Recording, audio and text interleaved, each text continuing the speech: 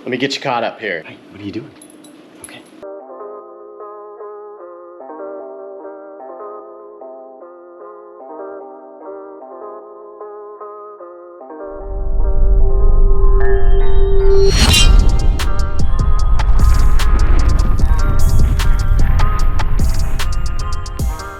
Hey everybody, what's up and welcome back to another episode of Chasing 518. Today we build a hydraulic steering ram mount. The next stage of the build, I need to get the steering ram mounted so that I can cycle the steering while I'm cycling the suspension. And also I realized while trying to build the upper link mounts that I should probably mount the ram first because I think they're gonna kind of go hand in hand here. The ram needs to be as horizontally level as it can be with the plane of the tie rods. That way the ram isn't pushing uphill or downhill.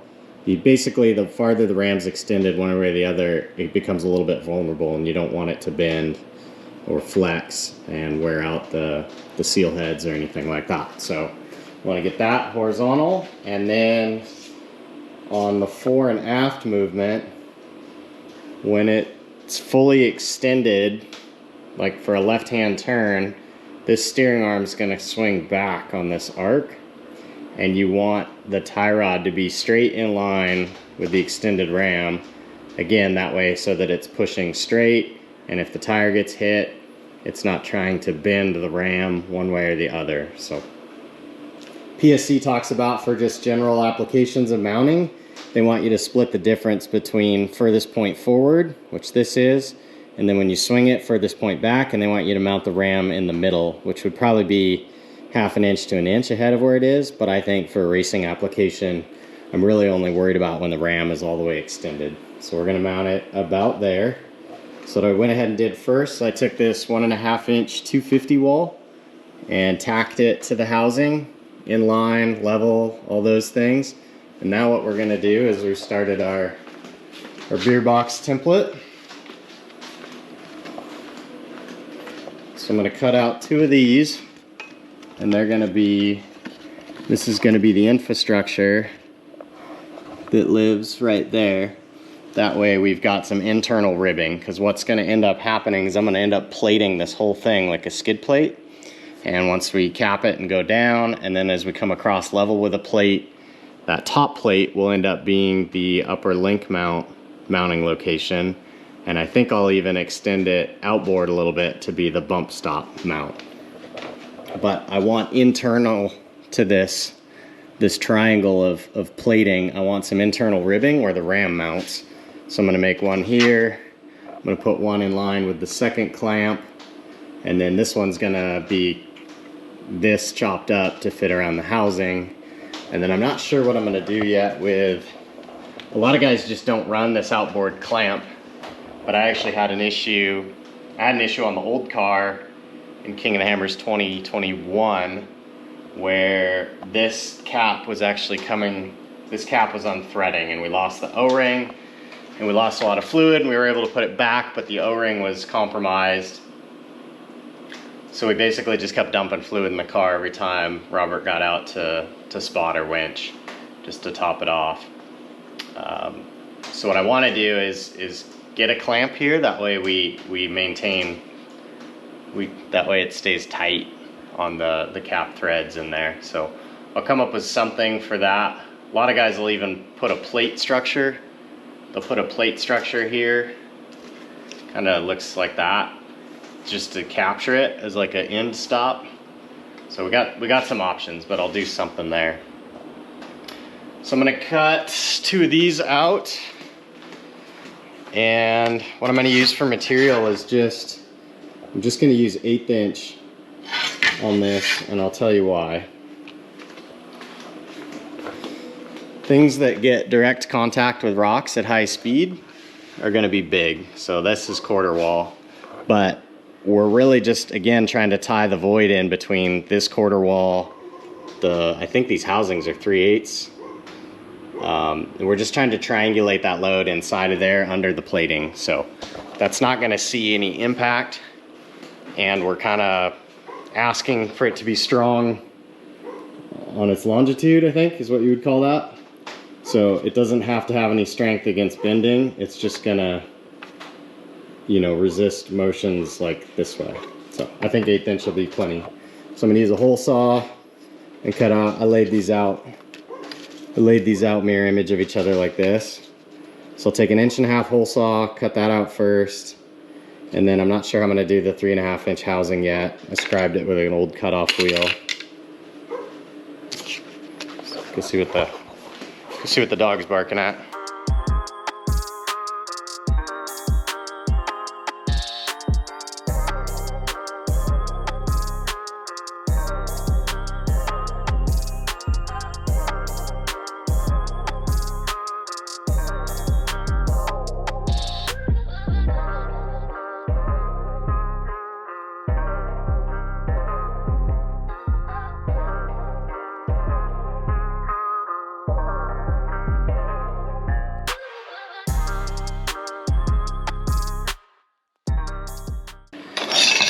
Okay, I got my first 2 gussets cut out. I think they fit.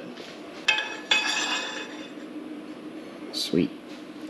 And then I ran it long off the top.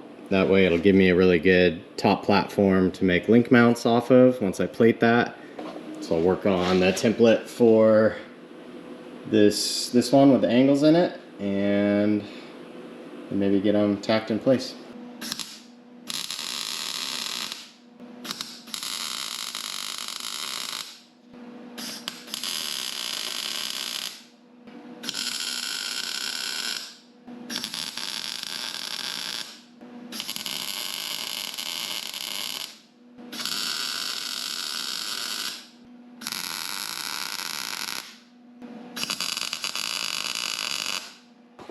Probably be a good idea to have some sort of internal gusset under the link mount plate, and then also wherever I project the bump stop to be. Hydro steering ram mount day 2. I'm gonna get you caught up where I'm at. Did some work late last night, ended up taking a step backward to take a step forward. So originally I had taken a piece of 1.5 inch 250 wall, but it was only, I think, 24 inches wide. And then when I put the ram back up there and mocked it up, I realized I really want to protect the ram from rocks for a wider distance. So I made a sleeve and then spliced together 2 pieces of 250 wall because I didn't have a single piece this long, and metal's too expensive and I don't want to wait for it. So I sleeved a piece, gonna be crazy strong, and we are now full width. I'll end up cutting it a bit, but this gives me plenty to work with. So now I'm gonna work on a plate design for the top and the bottom and the back, and we'll figure out how to kind of cut the ends at an angle and cap those off. And I gotta work around this fill port for the differential oil. Not sure what I'm gonna do there because I was gonna run the plate flat, so I'm gonna have to like French in a piece of tubing or something. I'm not quite sure yet. I'll figure that one out. Got my trusty CAD here, beer box template. This is for the top of the axle. So now this is too big a sheet to fit through my bandsaw. So I'm gonna plasma the 2 outer dimensions, and then I'll take it and do the more precise cuts with the bandsaw and clean them up with the grinder.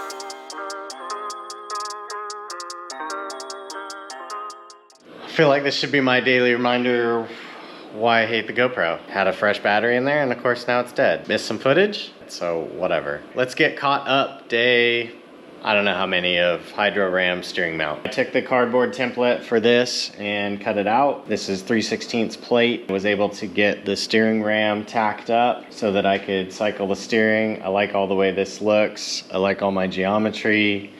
So now I need to figure out how to continue this plate on this driver's side. So what I'm gonna do is I bought a new weld-on filler neck from Spider Tracks, just this upper assembly, and I took a piece of DOM and I essentially welded it over, well, I welded the filler neck to the piece of tubing, and then I've just got it tacked on there for now. But I drilled out the old filler neck threads and then put a deep little groove at the bottom so all the oil drains nice.